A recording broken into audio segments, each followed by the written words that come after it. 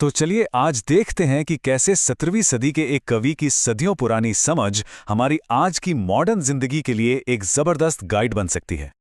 कभी ऐसा हुआ है कि कोई फैसला इतनी जल्दी में ले लिया हो कि अगले ही पर लगा हो, काश एक रिवाइंड बटन होता। तो पता है, 17वीं सदी के कवि थे गिरिधर कविराय। उन्होंने इसी पछतावे की भावना से बचने का एक रास्ता बताया था।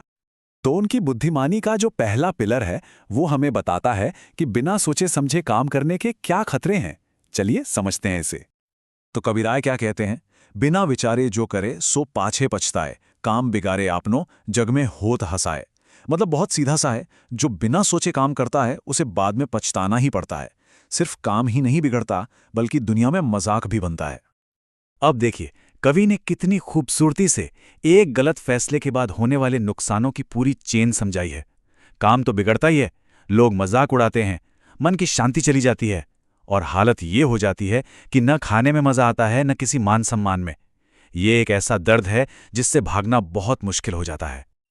और गिरधर आगे कहते हैं कि बिना सोचे समझे किया गया काम दिल में हमेशा खटकता रहता है। ये कोई छोटा मोटा पछतावा नहीं है, ये एक लंबा मनोवैज्ञानिक बोझ है जो जल्दबाजी में लिए एक फैसले के बाद हमारे साथ रह जाता है। तो सवाल ये है कि इस पछतावे से बचें कैसे, इसका उपाय क्या है? और यहीं पर गिरधर की समझ का दूसरा स्तंभ यानी दूसरा पिलर सामने आता है, आगे बढ़ने की ताकत। यहां पर कवि की सलाह बहुत साफ है, जो बीत गया उसे भूल जाओ और आने वाले कल की सुध लो।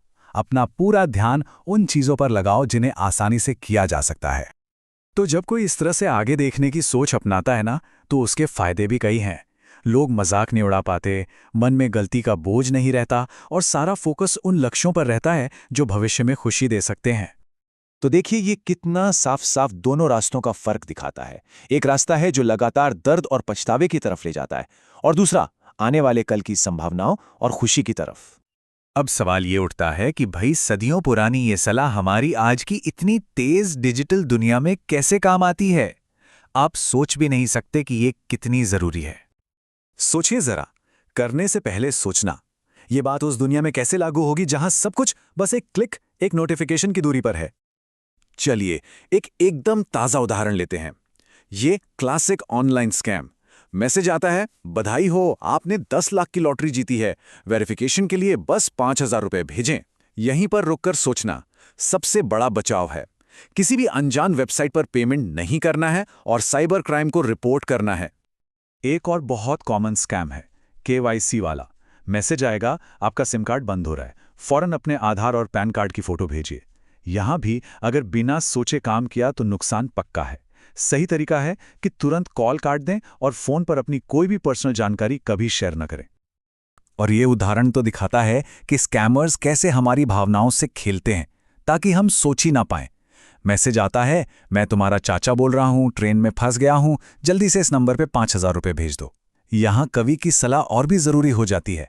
पैसे भेजने से पहले सच में वो कौन है ये कंफर्म करें, परिवार में किसी और से बात करें।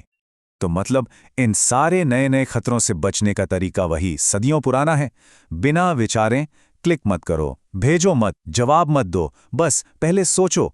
यही पुराना सिद्धांत आज हमारी सबसे बड़ी डिजिटल ढाल है। तो चलिए इन सारी बातों को मिलाकर एक सिंपल सा फ्रेमवर्क बनाते हैं ताकि फैसले लेने में आसानी हो। तो देखिए, समझदारी से फैसले लेने के लिए बस 2 सिंपल स्टेप्स हैं। पहला, रुको और सोचो। कुछ भी करने से पहले, खासकर जब कोई दबाव हो या इमोशनल महसूस कर रहे हो, तो खुद से पूछें कि क्या यह फैसला सोच समझकर लिया जा रहा है।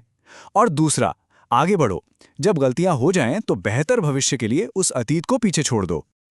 और जाते जाते एक सवाल जो सोचने पर मजबूर करता है, एक बेहतर भविष्य बनाने के लिए अतीत की कौन सी घटनाओं को भूल जाना वाकई जरूरी है?